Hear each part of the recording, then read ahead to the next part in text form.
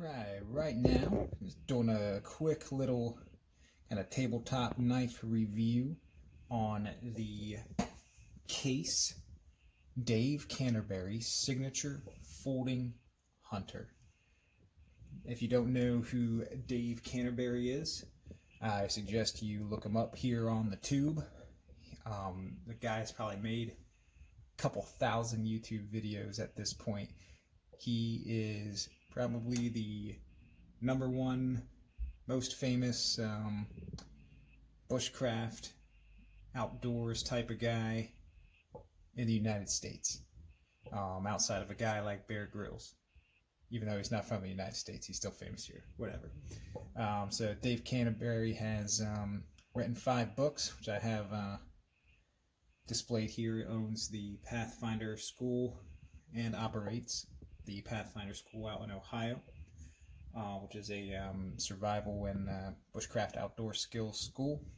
I have not been, but there's a few different schools out there that would be fun to attend from some gentlemen like such as Dave. There's others out there who have influenced me in my new enjoyment for the outdoors and knives and all things like that. So just wanted to show off this knife just standing around there. As you can see, it is 2 blades. It is the Folding Hunter model, similar to Case's very famous Trapper model. It's just a bit bigger. Instead of I think the Trapper has a blade a little bit over 3 inches, and these blades are 4 inches in length, with the handle being just a little bit over 5 inches in length, I believe. So we're looking at probably close to 9 inches fully opened. The main blade, the clip point blade, that's what you would use for most everyday tasks, and being a hunting knife, that's what you would use to first open up and gut your game. Then you have this second blade here, the Skinner blade. I think that's actually the name that Case gives it on their website, the Skinner blade. And I can bring it a little closer here off the stand. You can see, hopefully, it is black on a kind of black gray stonewash blade. Dave Canterbury's signature is etched in there, and they're both pretty much the same length.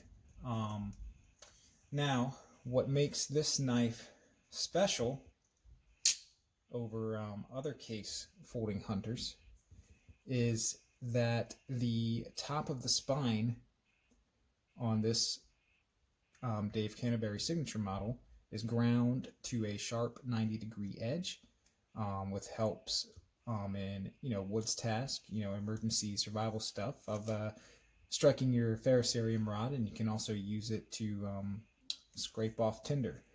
From another video I saw on YouTube, Dave Canterbury and others at the Pathfinder Forge and Tool Shop out there at their school in Ohio, where they do some knife making there as well. They do that grind there after Case manufactures these knives. This knife is also sold exclusively through Smoky Mountain Knife Works. Definitely one of my favorite places to look for knives online. I've always had a good experience purchasing stuff from there. So let's close it up and maybe take a little bit of a closer look. Alright, starting the camera again. Maybe we got a little bit better lighting on this side of my workbench here. Here you can see it closed. The clip point does stick up above the Skinner blade, and there you can see that ground 90-degree spine.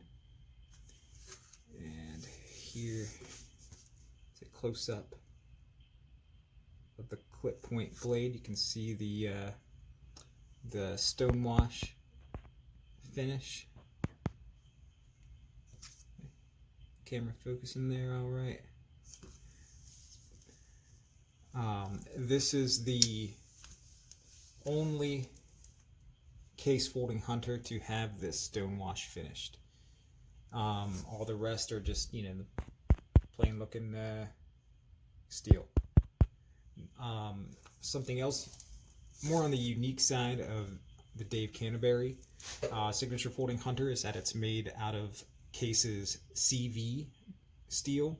I believe it stands for chrome vanadium, which is their version of a high carbon steel, such as something like 1095.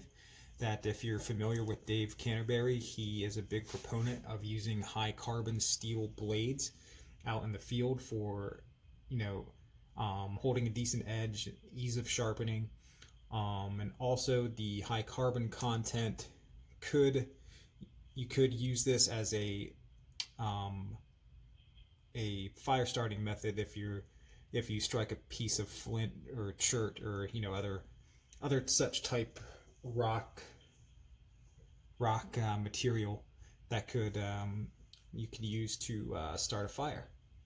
So it's definitely would be a good knife to have if you're out in the woods hunting. You get a little lost, hear that snap, the open snap, the good walk and talk, as they say, for these slip joint style knives. I don't think I mentioned that before. It is a slip joint. These blades do not lock. You might be able to tell I have a little bit of oil on the blades as well, just to prevent rusting.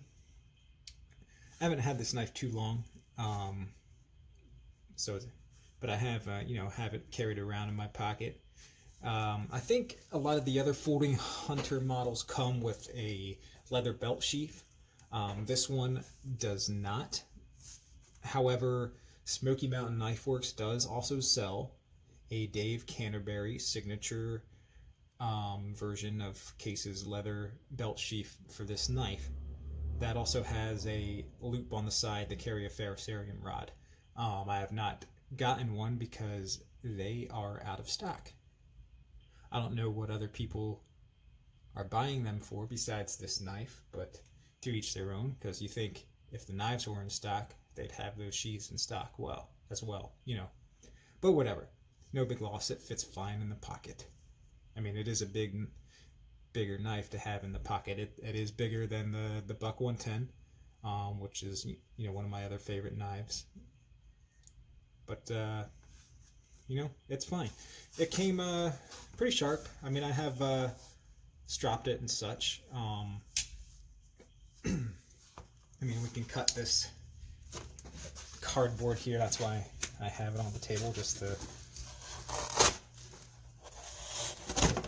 you know, that was pretty easy. Regular old priority mail shipping box. No special extra low grade cardboard. You know, you get quality from the United States Postal Service, right? This is,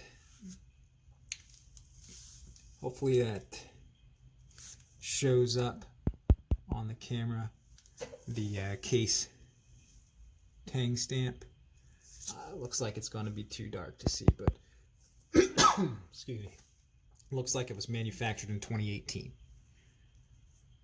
Because there are, actually no, that is my mistake. There is no, looks like there is no dating system on these kind of special order knife. That's just the Case XX logo. Usually they'll have a dot and X system on their blade tangs to show the age of the knife, but this one does not have it.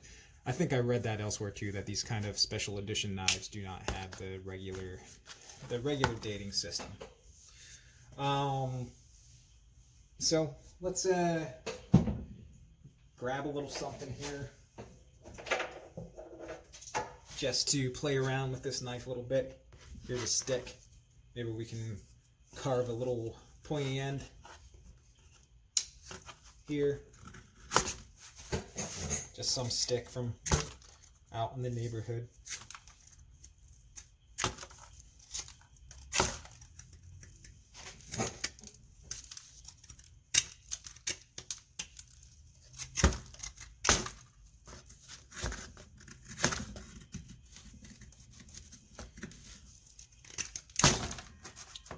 Good grief.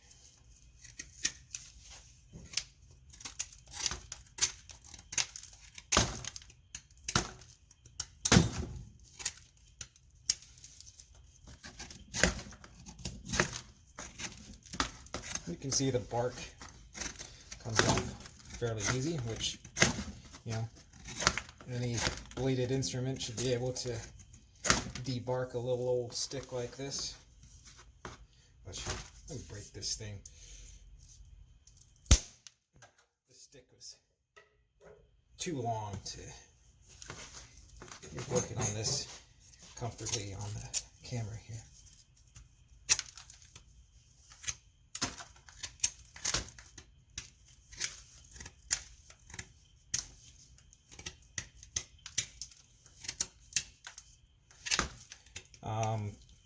It is a hardwood stick, probably.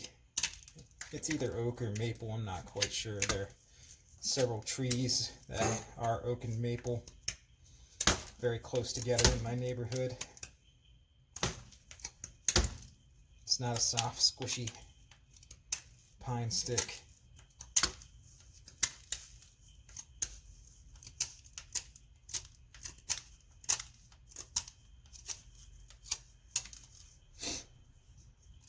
Trying to, or I'm going to start trying, I wasn't the whole time, just kind of trying to hold the knife steady, kind of clutched against my body and drag the stick backwards. I've seen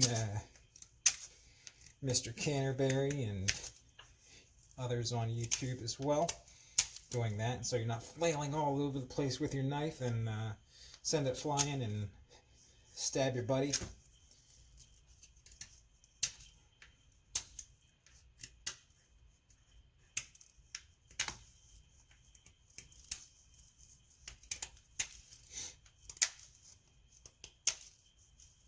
So we got a point there.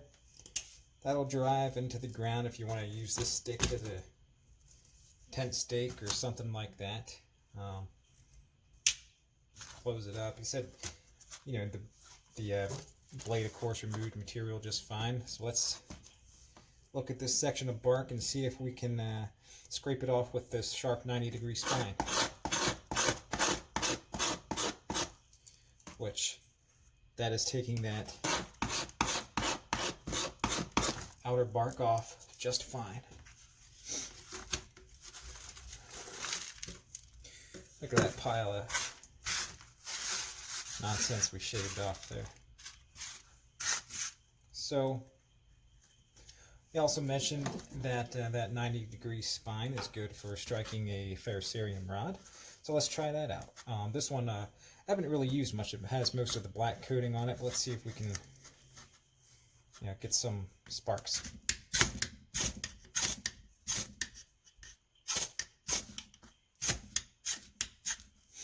I'd say that works pretty good.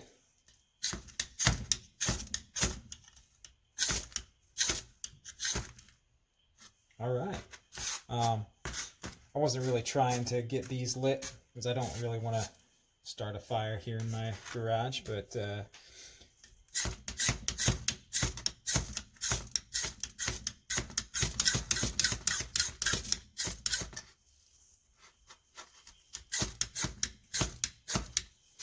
I don't know if those shavings are fine enough to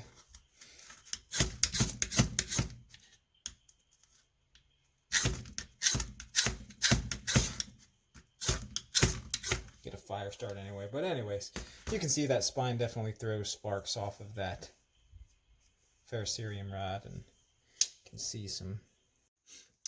If I was to have like one little complaint, if you were, about this knife, it would be the handle shape. And you may say, why? It looks like an interesting shape. It's kind of got like a W or something. And it fits the contours of your hand nicely. 2 fingers in each valley of the W and the hump. Or I guess looking at it this way, it's more like an M, not a W. W's this way. But you know, it fits nicely with both the blades out, which using this knife, you would never have both of the blades out like this. So, closing it up, you have the blades in the way of the contours of those handles. So even if you have the clip point blade out most of the time, the Skinner blade fits down and sits much lower than the clip point blade does. So you sort of get a use out of those contours, but not really. But all in all, if you want to pick up the Case Dave Canterbury version of the Folding Hunter, go for it. Some of the reviews on Smoky Mountain Knife Works aren't the best. This is actually the second of these knives I've purchased. One was returned because it just wasn't a great knife. It came super dull. The clip point looks like one of the sides didn't even hit the grinder for sharpening at the Case factory, and the handle scales on that one were super rough as well. So I just returned it. I didn't want to deal with it because this knife, it's not cheap. And I decided, since I'm a fan of Dave Canterbury's books and YouTube videos, and I wanted to have a signature knife because it's a cool knife. Nice big two-bladed folding hunter. So I bought it again and got a great model. So if you happen to purchase this and get a junky one, just return it, buy another one. You probably get a good one like this one. All right, and that is it for the Case Dave Canterbury signature model folding hunter review.